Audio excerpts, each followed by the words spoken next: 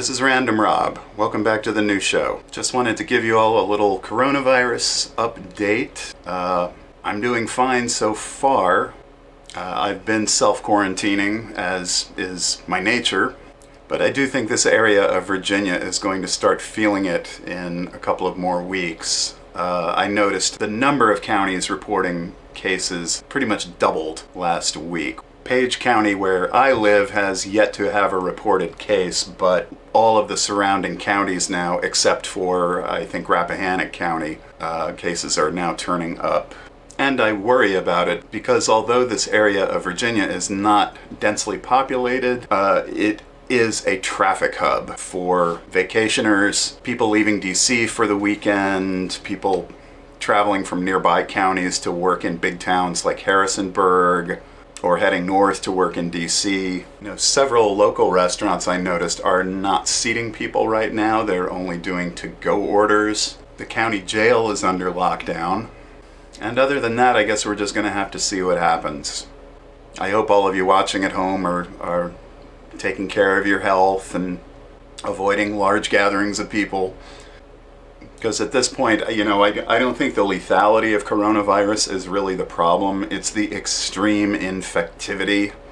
And the extreme infectivity means that hospitals and healthcare professionals are very likely to get overrun. Nobody wants that to happen. So today I wanted to talk about some digital board games.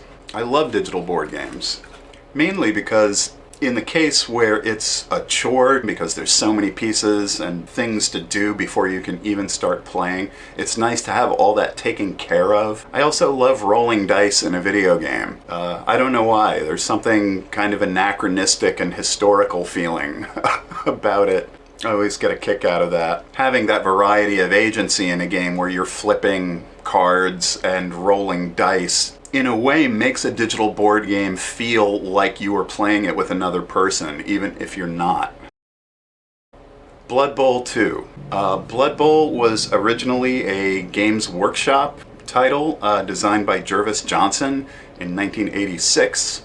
It was meant to be a parody of American football, stocked with Games Workshop's fantasy lore and races.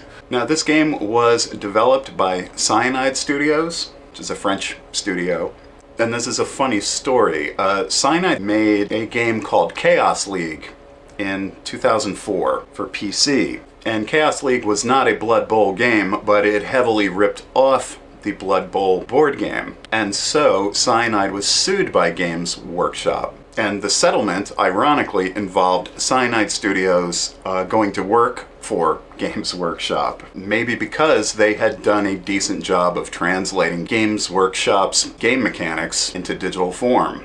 So in 2009, Cyanide released their first version of Blood Bowl. This was followed up with the Legendary Edition in 2010, which added more races, and then the Chaos Edition in 2012, which added more of the dark underworld races. Chaos Edition was the first video game in this series that I played. I liked it, but I thought it was bitterly difficult, and I didn't enjoy it that much. But Blood Bowl 2 is, I would say, a really approachable version of this game. It's very easy to pick up and play.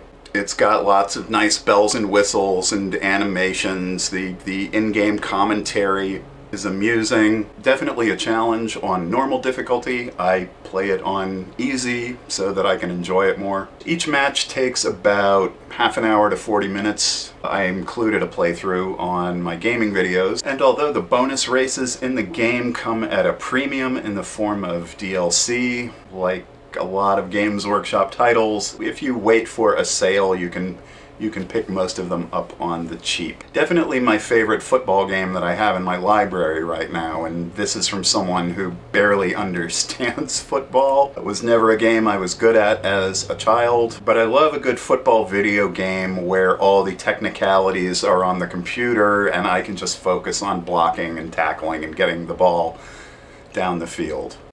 Space Hulk Tactics. Space Hulk was a 1989 board game designed by Richard Halliwell and Dean Bass, set in the Warhammer 40K universe, and involves deadly firefights between the incredibly powerful but slow Space Marines and the fast and deadly Gene Stealers. Definitely draws a little from the Alien franchise, but not in a distracting way. It's all about having slow-moving units in very tight corridors being overrun by hordes of alien creatures. There was an early video game adaptation of this by, I think, Electronic Arts in 1993. I have never seen it or heard of it until looking it up just now, but it appears that it was mostly done in a first-person shooter form. In 1995, Electronic Arts put out a sequel, or I guess a reboot, called Space Hulk Vengeance of the Blood Angels, which was available on the 3DO, the Saturn, and the PS1. The PS1 is the first version of this game I played, and it combined real-time squad mechanics and first-person shooter elements. Probably the first real-time strategy game I remember playing. I specifically remember geeking out at being able to give a unit an order and then switch to another unit and then hear audio feedback from the unit I gave orders to a moment before.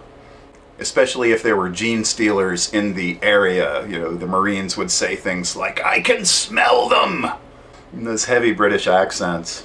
It was a clunky game, but it was also atmospheric and fun. So nearly 20 years went by until Space Hulk had a digital adaptation again in 2013. This time developed by Copenhagen-based studio called Full Control Apps. And it was not a great release. Mostly what I remember was that it was buggy and there were some issues with putting in commands, and the camera system for the game wasn't that great. Despite these problems, or because of them, Full Control Apps released a sequel, or a reboot, in 2014 called Space Hulk Ascension, which fixed some of the problems of the earlier game, but not all of them, and was similarly not reviewed particularly well. Also, I remember that when you played the game, your campaign map showed all these different campaigns you could play past the main one, except it was all DLC, none of which had a very good price point.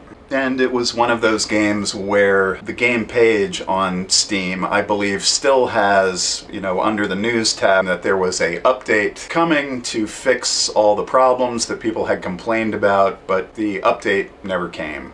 So, Cyanide Studios, who I mentioned before, took a whack at it and released Space Hulk Tactics. And I would definitely say if you have a hankering to play Space Hulk on a computer, Tactics is the way to go.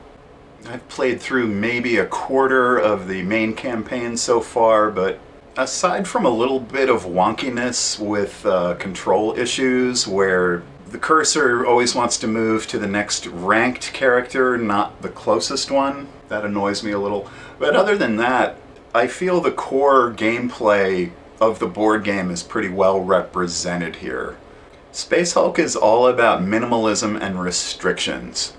You have narrow hallways, you can only move one unit at a time through them. You have to be very wary of being flanked by the Gene Stealers. You don't ever turn your back on a Gene Stealer, that's the way you lose a Space Marine. As strategy games go, it's very meditative. You really want to think carefully about how you're moving units and where you want to be by the end of the match. Most of the missions in the game are time sensitive. You have a certain number of turns. Sometimes you have to collect an object and take it to an exit, or collect a wounded Space Marine and take him to an exit, or sometimes just hold out against a horde for a period of time.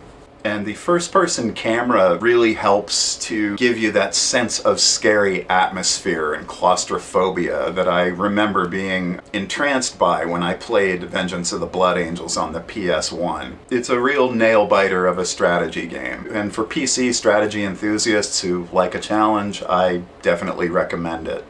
So, keeping on this Games Workshop riff, let's talk about Dark Future Blood Red States. The original game was called Dark Future, or I think Dark Future Route 666. This was a tabletop game that came out in 1988 featuring car combat.